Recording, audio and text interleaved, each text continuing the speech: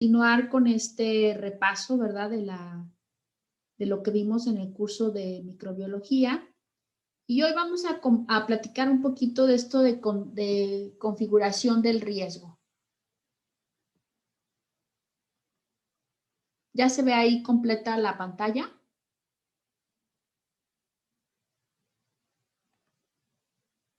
Sí, otra. Sí. Ok, muy bien. Bueno, pues, a ver, ¿alguien recuerda a qué nos referimos con este concepto de configuración del riesgo de enfermar?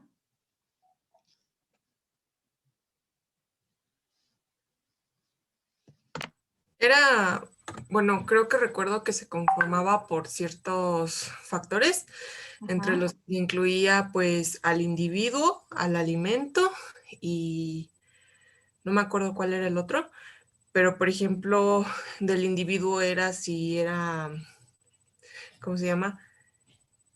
Que era de, ay, es que se me fue la palabra, pero, o sea que ¿Susceptible? ajá, susceptible a enfermarse. El alimento, obviamente, que pues no fuera inocuo, y no me acuerdo cuáles eran los otros factores, pero según yo, la configuración del riesgo era el conjunto de todos. Exacto. El otro elemento es el agente patógeno, ¿verdad? Que puede estar presente. Entonces, esta famosa triada es la que tenemos en cuenta cuando hablamos de este proceso de configuración, ¿sí? Entonces, estos elementos interactúan y van a terminar en el desenlace que le llamamos. Y el desenlace, pues, sería la enfermedad. En este caso en particular, una enfermedad transmitida por alimentos, que es lo que vamos a revisar en este curso. Entonces, como menciona Mónica, la interacción del individuo, del alimento y del agente patógeno, que pueden ser peligros físicos, químicos o microbiológicos, ¿verdad? Aunque en el curso de microbiología, pues dimos énfasis a la parte de agentes biológicos.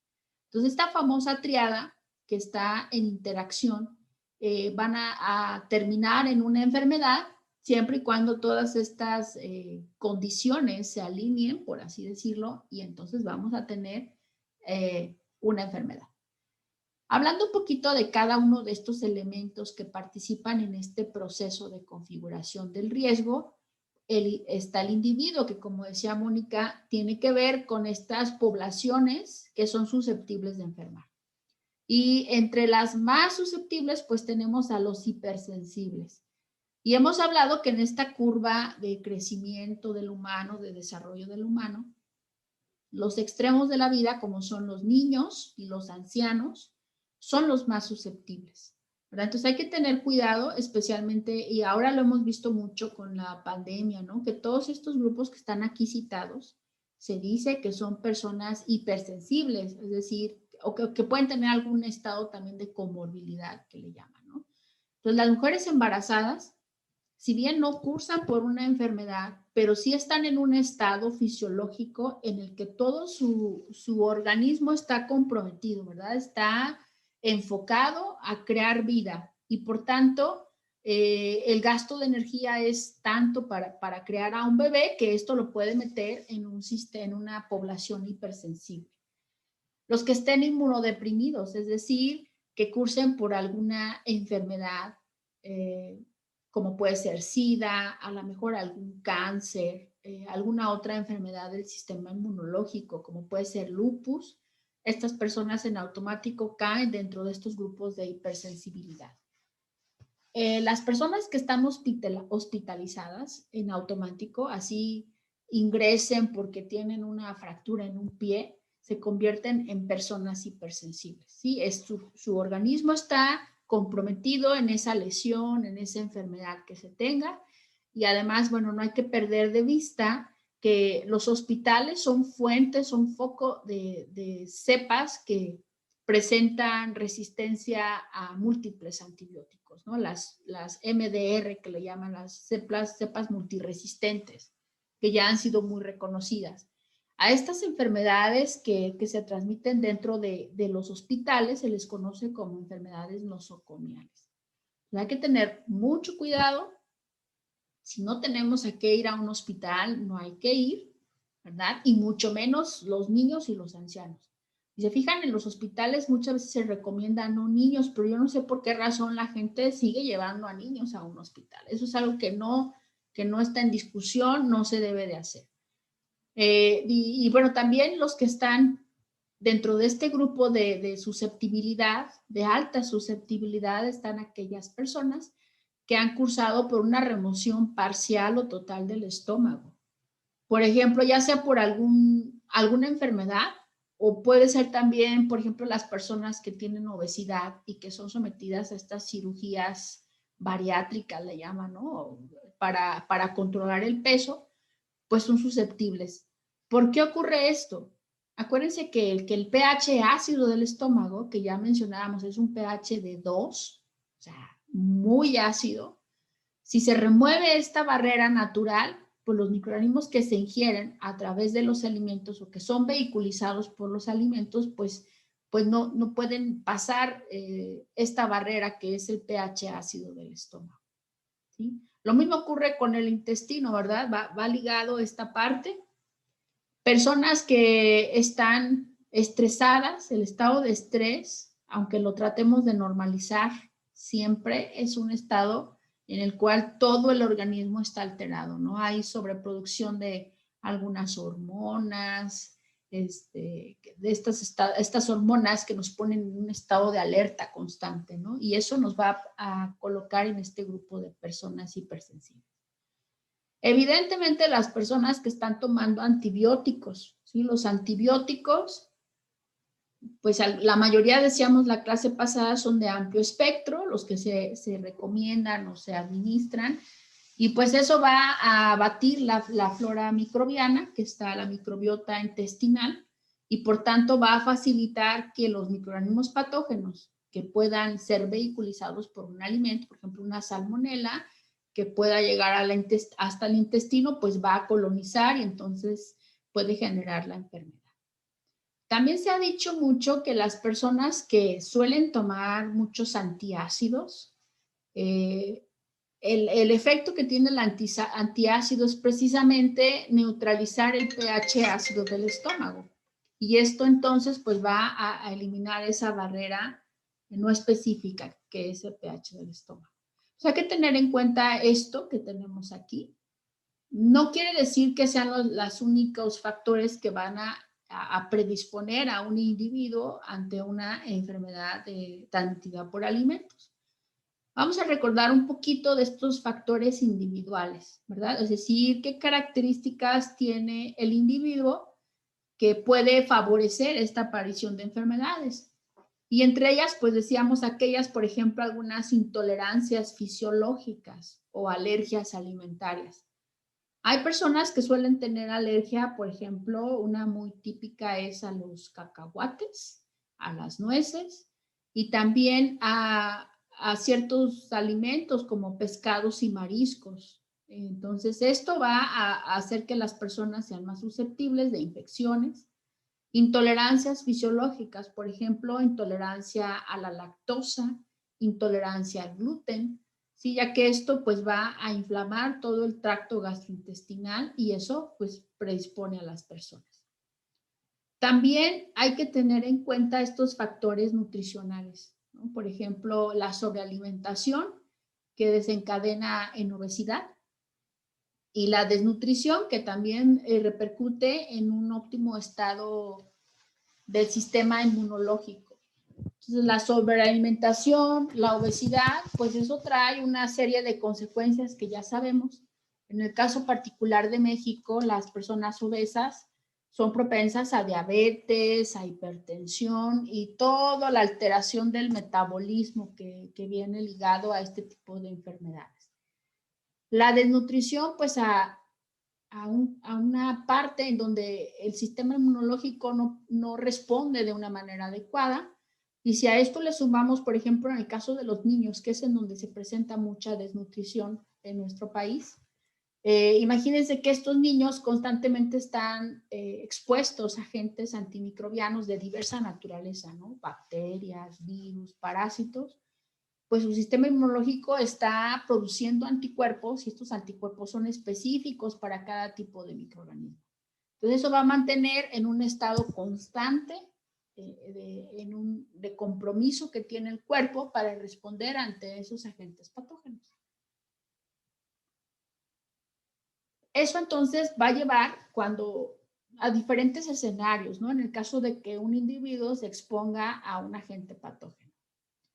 El primer caso es cuando un individuo aparentemente está sano, es decir, no tiene antecedentes de enfermedad, o está aparentemente sano porque está en esa etapa de incubación del microorganismo, ¿no? Es decir, el microorganismo se está multiplicando dentro del huésped y aún no presenta síntomas ni signos. Si es un periodo de ventana, por ejemplo, ahorita hemos escuchado mucho que el periodo de ventana del coronavirus puede ser de 7, 15 días, ¿no? Normalmente 7 días.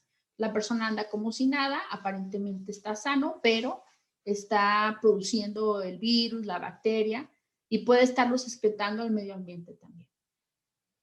O bien puede estar ya prácticamente hacia el final de la enfermedad, ¿no? Y está en un estado de convalecencia, sin embargo, también puede seguir excretando microorganismos al ambiente. O bien puede ser el tercer caso, que es el estado de portador asintomático.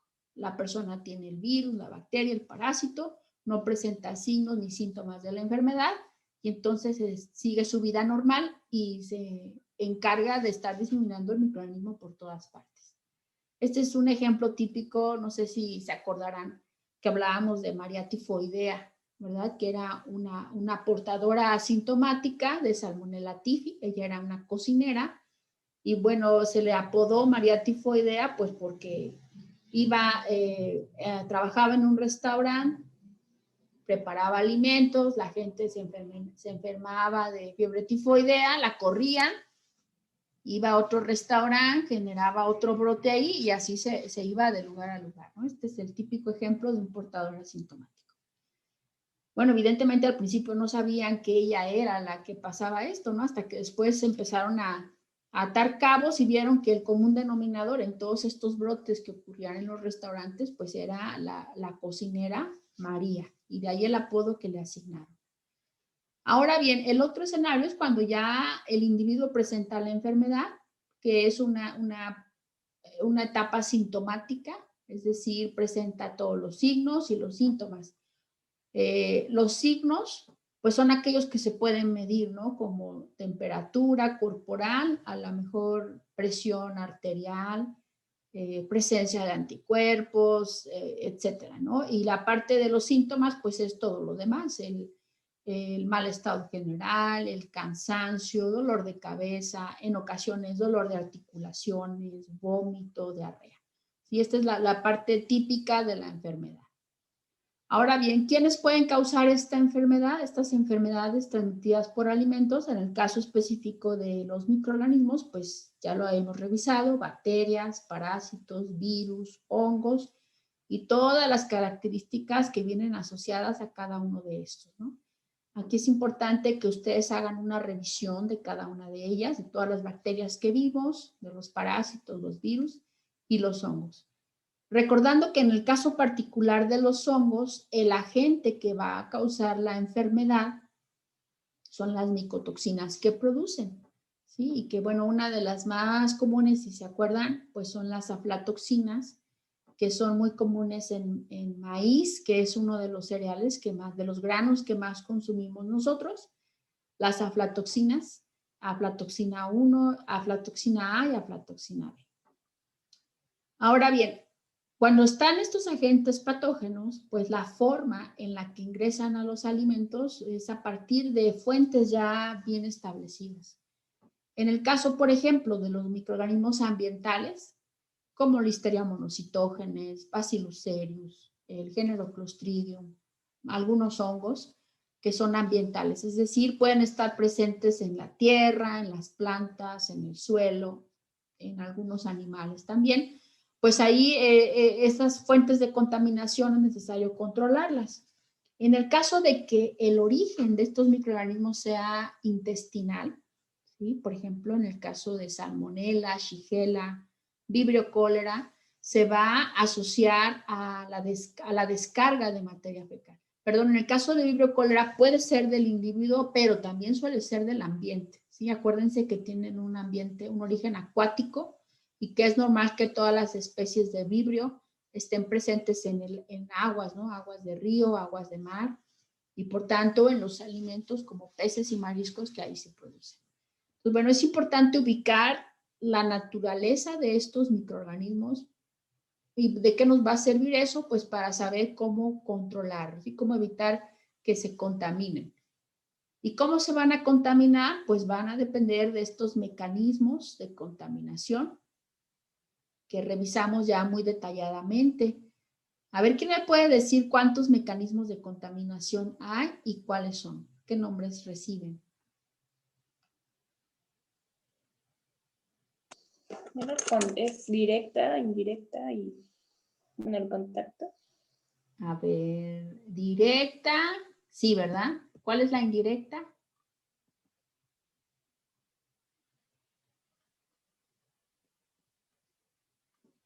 A ver, ejemplo de directa. Por ejemplo, en los huevos que se pueden contaminar, por ejemplo, en la tierra. Bueno, que se les puede pegar tierra, la cáscara alrededor. Ajá. ¿Y si la tierra está contaminada, eso sería directa? No, o sea, que el huevo en sí se contamina. O a lo mejor el que alguien lo agarrara y que sus manos estén sucias.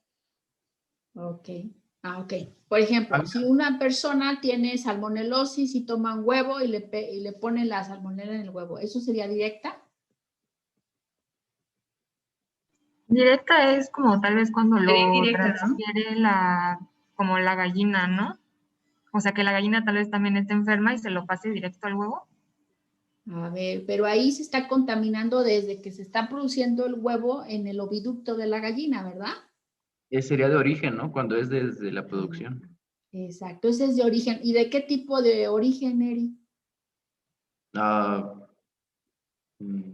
no sé, desde, no sé, o sea, por ejemplo, ese puede ser la gallina, o por ejemplo, cuando se cosechan desde la tierra o de la propia planta, el agua contaminada desde el propio origen, ¿no? Exacto. Entonces había una subclasificación a esa contaminación de origen. ¿Se acuerdan cuál era? La de endógena y exógena. Ajá. Exacto. Entonces, la típica contaminación endógena, de origen endógena, es la del huevo, ¿verdad?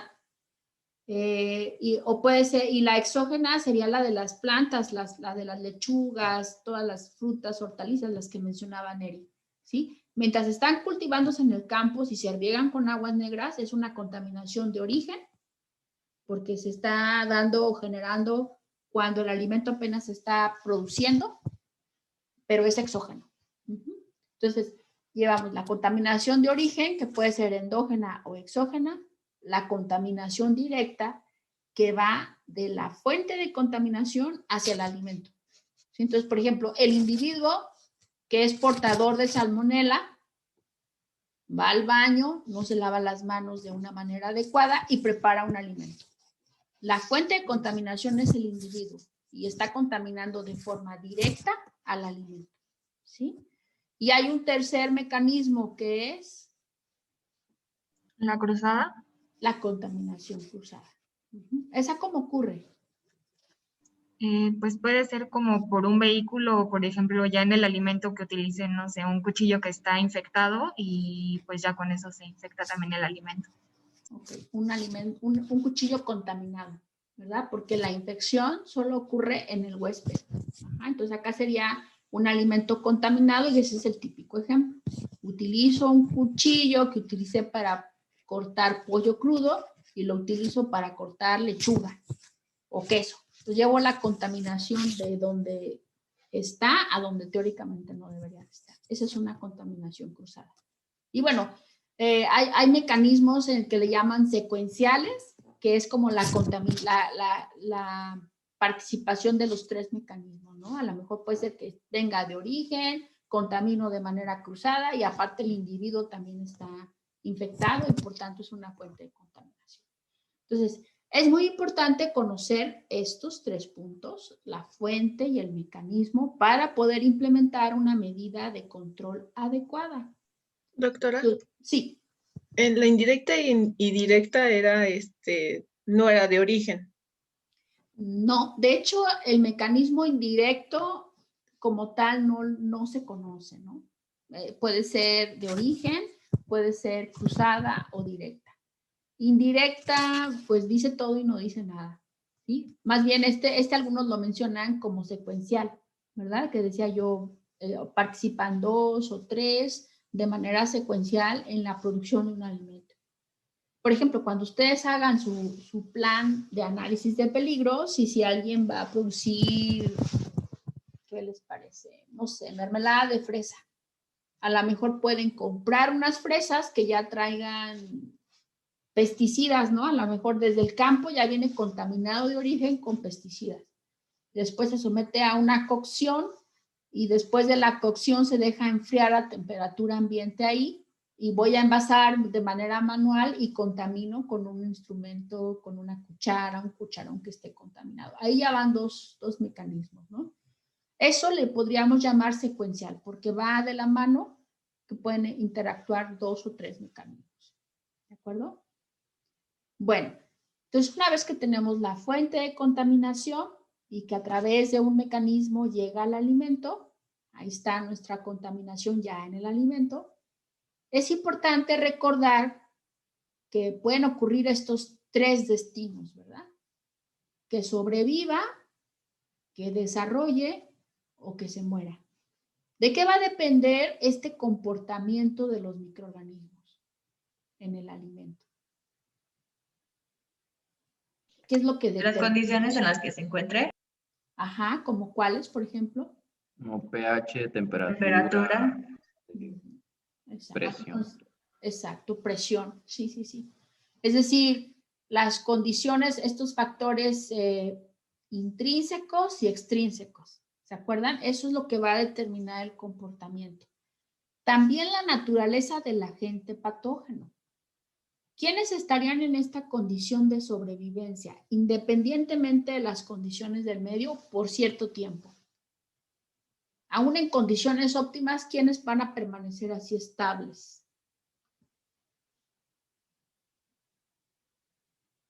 De los tipos de microorganismos que mencionamos hace ratito, o sea, bacterias, virus, parásitos, hongos. Los hongos. Los hongos. A ver, un poquito más, Monse. O sea, de información. Sí. Pues yo creo que los hongos porque, o sea, al menos de que están en sus condiciones óptimas y los llegan como que si los estresas o así, si les cambias sus condiciones, pues se van a adaptar y se forman las esporas. Entonces. Okay. Ajá. Entonces, si está en estado de latencia como espora, puede permanecer así por mucho tiempo, ¿no? Estable. Ahí no se va a morir. Esa es una ventaja de que produzcan esporas. Pero si tú la colocas en un medio óptimo, ¡pum!, germina la espora y produce célula vegetativa. Si le aplicas un tratamiento térmico, se muere. Ajá, o sea, inactivas la espora. Entonces hay que tener mucho cuidado con esto porque tratamientos térmicos que teóricamente eliminan a las esporas, en ocasiones si no se aplican bien, lo único que van a hacer es que germinen la espora. De hecho, seguramente como lo vieron, creo que sí llevaron la parte de esporulados en el laboratorio con la maestra Betty. No sé si se acuerdan, ¿verdad? Una de las formas de contar esporulados, ¿cuáles? Pues aplican tratamiento térmico elevado y enfrían, ¿verdad? ¿Eso qué va a hacer? Pues que la espora se abra y germine. Es como si fuera una palomita de maíz, así, esa analogía, ¿no? Lo caliento y germina la espora y se produce la célula vegetativa. Muy bien, entonces en el caso de las esporas, si no hay condiciones ambientales adecuadas, pues va a permanecer ahí latente. Si esas condiciones ambientales son extremas ya, pues a lo mejor va a tender a morir después de cierto tiempo la espora. ¿Qué otro microorganismo permanece en estado de sobrevivencia o de latencia independientemente de las condiciones? Estaban estas bacterias que tenían como una capa externa, no me acuerdo bien cómo se llamaba el, no, bueno, era lo de O, M y Los algo más. antígenos Ajá, con antígeno, el de la cápsula, algo así, también o eso. cápsula. Ujú. Puede ser, ¿no? Fíjate que esto de la cápsula que veíamos no es cierto, con ustedes no lo vi, fue con la clase de micro. La producción de cápsula es un factor de virulencia, ¿verdad? Ya reconocido. Pero generalmente estas cápsulas son producidas dentro del huésped. O sea, bien interesante, ¿no? Las bacterias, por ejemplo, el neumococo, típico, ¿no? Lo inhala uno y entra al sistema respiratorio y ahí es en donde empieza a producir cápsula. ¿Se acuerdan? Esta cápsula, como bien dice Jimena, cubre la bacteria, la rodea.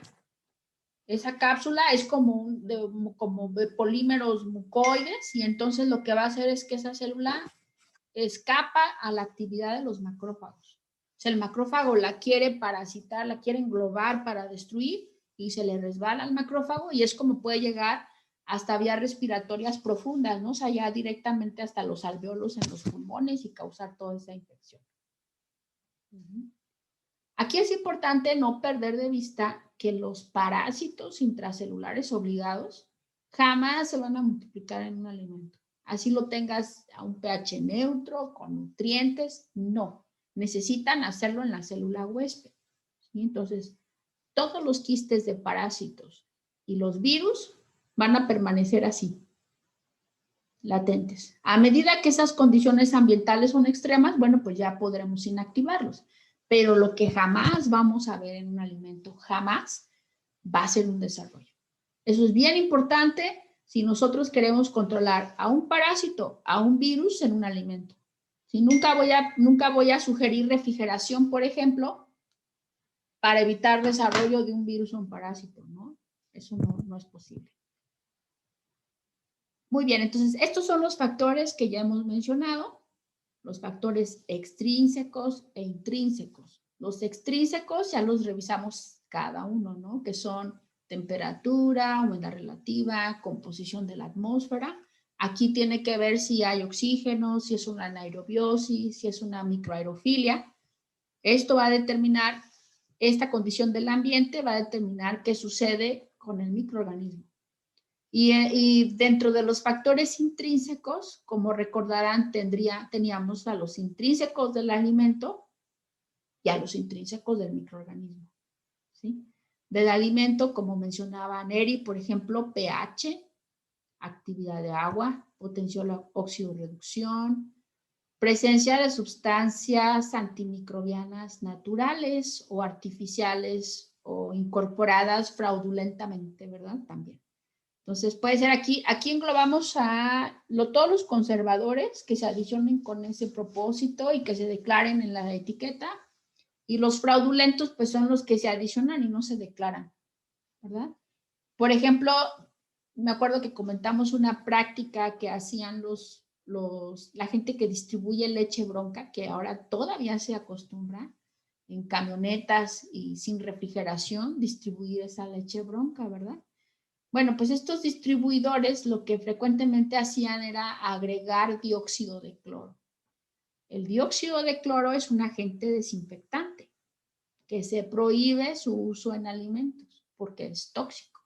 Entonces, bueno, eso es una acción fraudulenta, se lo ponen, no lo declaran y la leche está como si nada después de 4 o 5 horas de estar distribuyéndose a temperatura ambiente. A ver qué sustancias antimicrobianas naturalmente presentes conocen en algún tipo de alimento. Los ácidos. Ácidos, ¿como cuáles ácidos? Jugo. Ácido cítrico. Los jugos de fruta. Exacto, ¿verdad? Por ejemplo, jugo de naranja, jugo de limón, el principal ácido orgánico es el ácido cítrico y es un conservador. ¿Sí? De hecho, también lo incorporan el ácido cítrico a alimentos procesados y es un conservador tipo GRAS, ¿verdad? Que la FDA lo reconoce como seguro, los ácidos orgánicos en general. Entonces, estas sustancias, estos conservadores pueden incorporarse o bien pueden ser producidos durante la elaboración o la producción de un alimento. Como por ejemplo, ¿cuál alimento? ¿En qué proceso se producen ácidos orgánicos? En algunas fermentaciones. De hecho, en todas, ¿verdad? En las fermentaciones de productos lácteos, en la elaboración de cerveza, de vino, de todo eso, vamos a tener como metabolitos la producción de ácidos, ¿no? Y el ácido mayoritario, pues va a depender de la naturaleza del alimento. En el caso de los productos lácteos, pues el ácido láctico es el principal que está ahí presente, ejerciendo ese efecto antimicrobiano. Entonces, bueno, recordar todo esto y tenerlo presente es muy importante porque de acuerdo a estas condiciones, pues vamos a decidir el destino final de ese microorganismo, ¿no? Del que decíamos anteriormente. Ahora bien, otra serie de factores intrínsecos, acuérdense que algunos autores los juntan, o sea, no los dividen entre intrínsecos del alimento e intrínsecos del microorganismo, sino todos van englobados como intrínsecos. Nosotros hacemos esa subclasificación pues para tratar de que sea más claro el conocimiento. Entonces aquí tiene que ver con qué tipo de microorganismo está presente en un alimento y cuántos hay. ¿Qué capacidad tiene ese microorganismo para adaptarse o no a un substrato, a un medio? Y como recordarán, entre las bacterias que mejor se adaptan a los substratos son las salmonelas. Y por eso las salmonelas las podemos encontrar prácticamente en una diversidad de alimentos. Se le ha reconocido mucho esa característica. El estado fisiológico que tenga una célula cuando está en un alimento. A ver, si yo tengo una bacteria patógena en un alimento, ¿cómo será su estado fisiológico ahí? ¿Estará en condiciones óptimas o estará estresado? Debe estar estresado, ¿no? Bueno, sí, porque no tiene como tal, como todas las condiciones óptimas para desarrollarse, ¿no? Exacto. Entonces, de entrada, cuando pensamos en un patógeno que está en un alimento, pensamos en lo que dice Andrea. Está estresado el microorganismo. Y entonces, por eso, los métodos de detección, si se acuerdan de su laboratorio, llevan un preenriquecimiento, un enriquecimiento, un cultivo en medios sólidos y ya viene el aislamiento y la identificación, ¿verdad?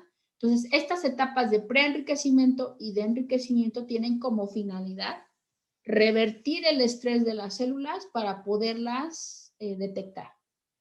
Esa es una gran diferencia que existe entre la detección de agentes patógenos en alimentos y la detección de agentes patógenos en muestras biológicas.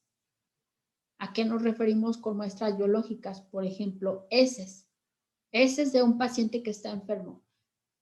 Nos las llevan a analizar, bueno, no a nosotros, a los QFBs, ¿verdad? ¿Y cómo está ahí la bacteria? ¿Estresada o no estresada? Estresada. Saliendo así, las heces todavía calientitas, ¿está estresada? No, porque pues viene de un estado en el que pues estaba disfrutando ahí todo, ¿no? Exacto. Está en su medio, está feliz la salmonela, ¿no? De ella no se salía, pero se tiene que salir. Entonces, está a 37 grados, con nutrientes, y sale en la materia fecal, no está estresada.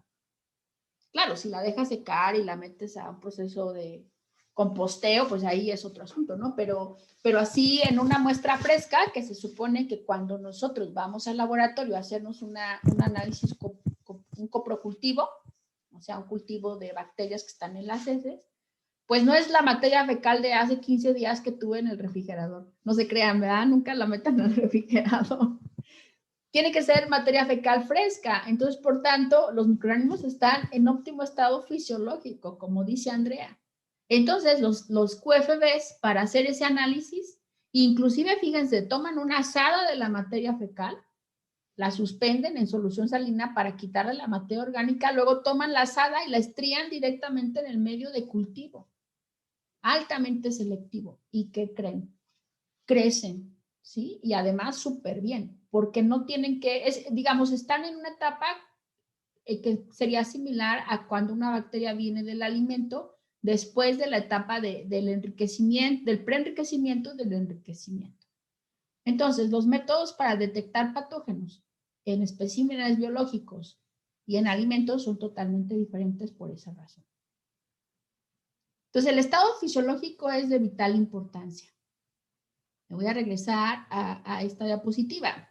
Si yo tengo aquí en este punto una bacteria que está muy estresada y no revierto ese estrés, pues lo que va a pasar es que se va a morir. ¿Sí? Entonces, los caldos de preenriquecimiento y de enriquecimiento tienen la finalidad de que la bacteria haga esto. ¿Sí? Revierto ese estado fisiológico.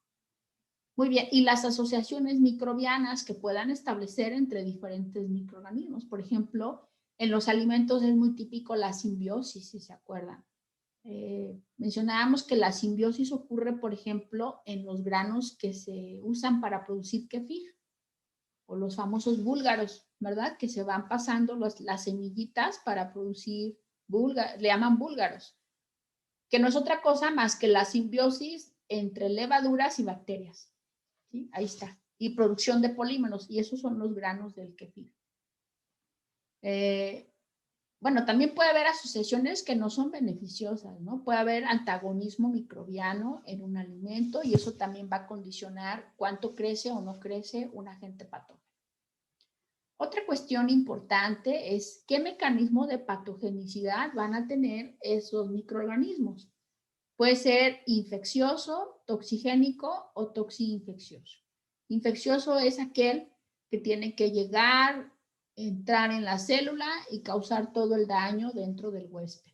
¿Sí? El típico ejemplo son estas de Escherichia coli enteropatógena, en donde el efecto va a ser en el tracto gastrointestinal, en el intestino.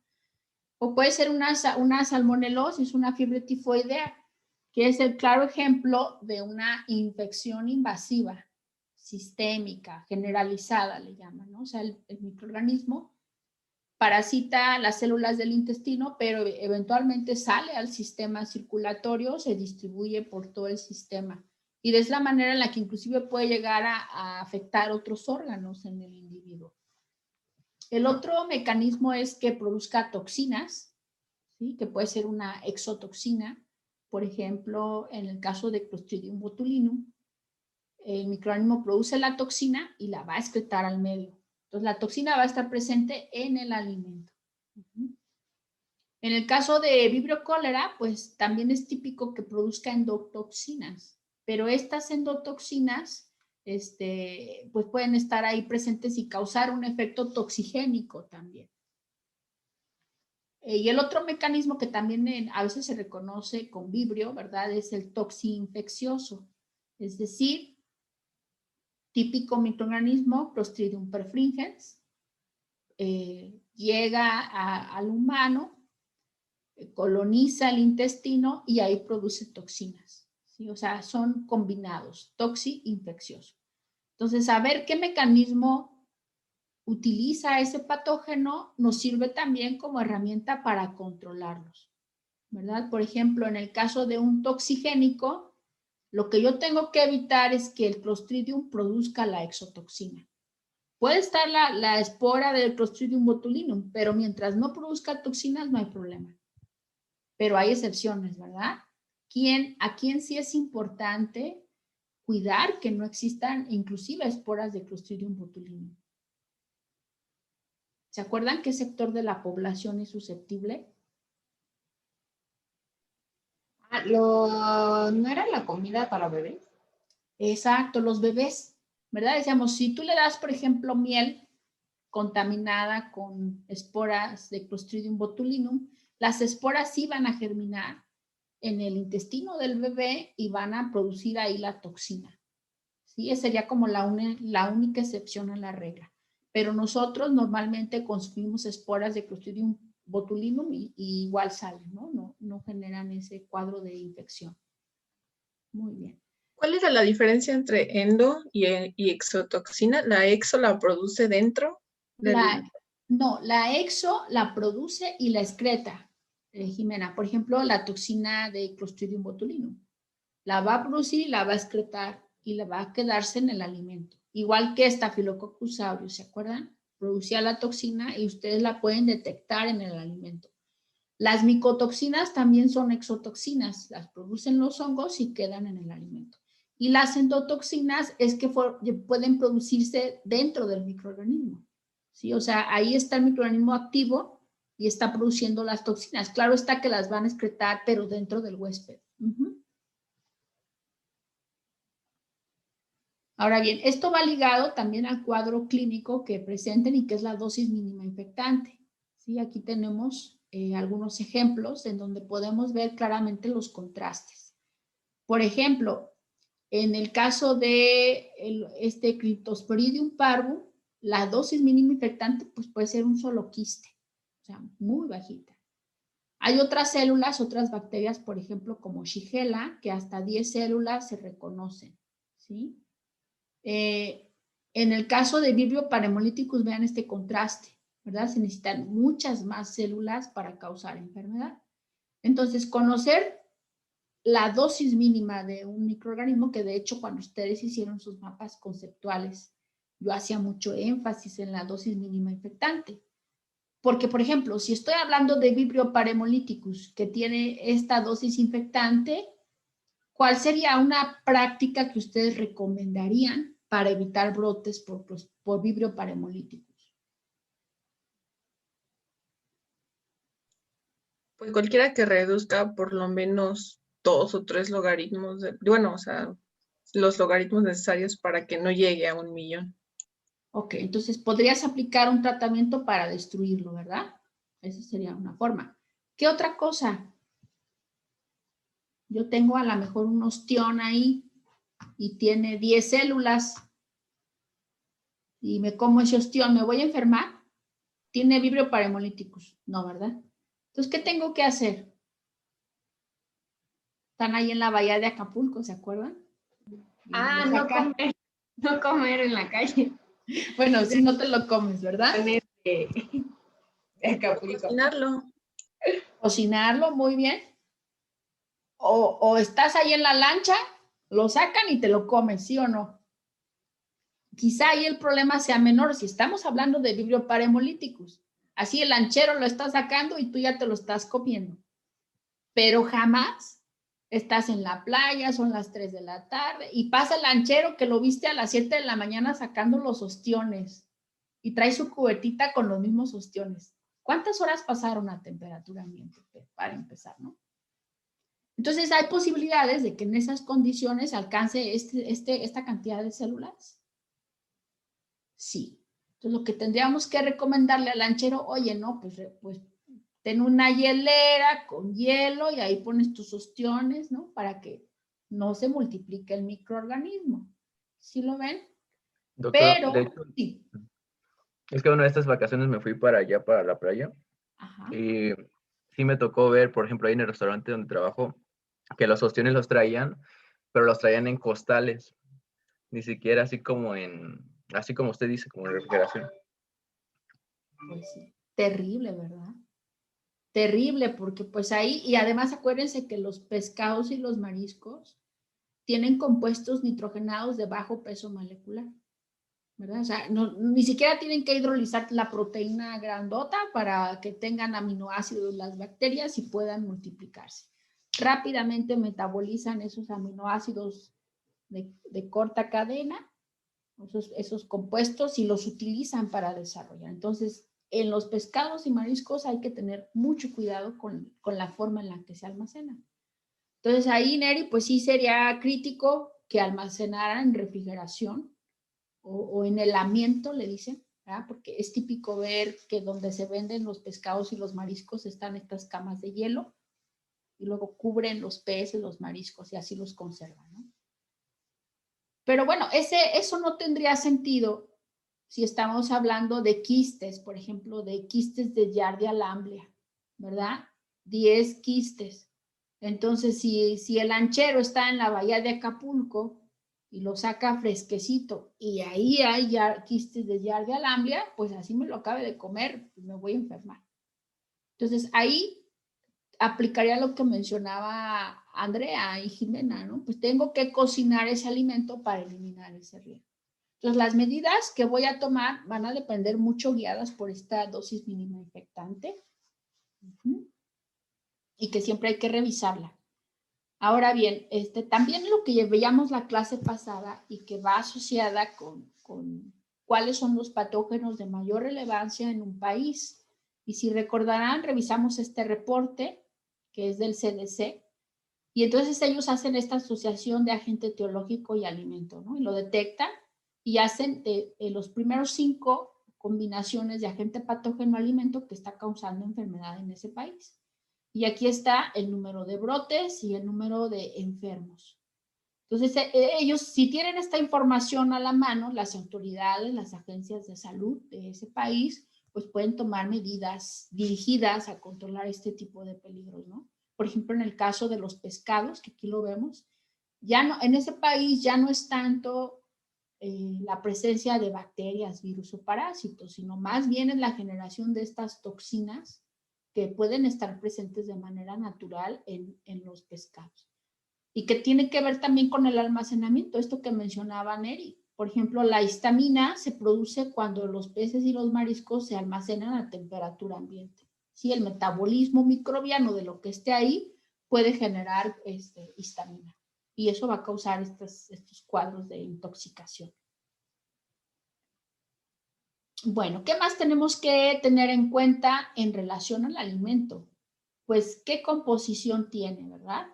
Si son proteínas, carbohidratos, si tiene vitaminas, no sé, ¿no? Que puedan promover el desarrollo microbiano. ¿Qué tipo de tratamiento recibe ese alimento? Cocción, pasteurización, desinfección, ¿sí? Que si está expuesto, ¿no? Ese alimento a agentes contaminantes. Por ejemplo, esto que vemos aquí, frutas, hortalizas, pues comúnmente están intencionalmente, ¿verdad? Se les aplican pesticidas, plaguicidas, que hay que tener en cuenta. Que se apliquen los que están permitidos y en los tiempos que están establecidos para que ese pesticida o ese plaguicida ya no esté en las concentraciones elevadas, ¿no? ¿Qué antecedentes de implicación de brotes tienen? Pues esto que yo mencionaba, ¿no? Por ejemplo, aquí vemos los peces. Los peces han sido asociados a estas toxinas que se producen. Entonces, todo este antecedente lo tengo que revisar para poder establecer el nivel de riesgo que se asocia a ese alimento en particular. Entonces, cuando ustedes elijan el alimento que van a presentar, hay que tener en cuenta todo esto que estoy mencionando. Y esto también lo veíamos la clase pasada, ¿verdad? La participación que tienen en los brotes de enfermedades transmitidas por alimentos, dependiendo del origen del alimento. Y bueno, aquí es evidente que los de origen terrestre son los que mayores implicaciones tienen en los brotes. Y esto va muy ligado a estas características de que muchos microorganismos son zoonóticos, ¿sí? Por ejemplo, el más común, que es Salmonella, es una zoonosis. Entonces, si está presente en un alimento, perdón, en un animal, como puede ser una gallina, pues esa infección de la gallina puede pasar al humano de manera fácil, ¿no? Y bueno, fíjense en esta infografía, me parece muy interesante lo que presenta la Organización Mundial de la Salud y que hace estos señalamientos, ¿no? Dice, cada año en el mundo, ¿verdad? En general, hablando de enfermedades transmitidas por alimentos, 1 de cada 10 personas se enferman, 1 de cada 10. O sea, estamos hablando del 10% de las enfermedades que padece un individuo son netas. Esto provoca la pérdida de 33 millones de años de vida saludable. Recuerdo que en la clase de micro por ahí hablaban de estos años de vida que se van perdiendo cada vez que yo tengo una enfermedad gastrointestinal. ¿Sí? Y ellos hacen ese cálculo y pues esta cifra es alarmante. Dice, las ETAs pueden ser mortales, especialmente en menores de 5 años. Entonces, vean, anualmente ocurren 420,000 muertes. Pues, ¿quién lo pensaría, verdad? Aquí está la dicotomía que implica la ingesta de un alimento. Yo consumo alimentos para vivir, pero también me pueden causar la muerte. Y esto es alarmante. Una de cada tres personas que enferman son niños. Entonces, 1/3 de la población son niños. Eso es importante tenerlo presente. Y ya veíamos que las personas vulnerables, ¿verdad? Dentro de estos grupos vulnerables de población, pues se encuentran los niños. Ahora bien, ¿qué pasa, por ejemplo, en América? Ya hablando del continente. ¿Sí? Aquí está, 77 millones de personas se enferman y más de 9,000 mueren. O sea, no es una cifra que se pueda despreciar, ¿no? 31 millones son niños menores de 5 años y de los cuales mueren 2,000. O sea, 2,000 niños, 2,000 muertes al año. O sea, es un problema que hay que controlar, ¿verdad? Y por eso estamos acá. Y bueno, pues finalmente, con esto cierro esta presentación. Está claro que las enfermedades transmitidas por alimentos es un problema de salud pública y que por tanto tienen que diseñarse medidas de prevención, y el objetivo de nuestro curso pues va a ser precisamente ese, ¿no? Que ustedes hagan un ejercicio de HACCP y de otro programa que es el de controles preventivos, en el cual diseñen una forma en la que van a controlar esos agentes patógenos y lo implementen en una empresa simulada. Bueno, con esto termino. ¿Alguna pregunta?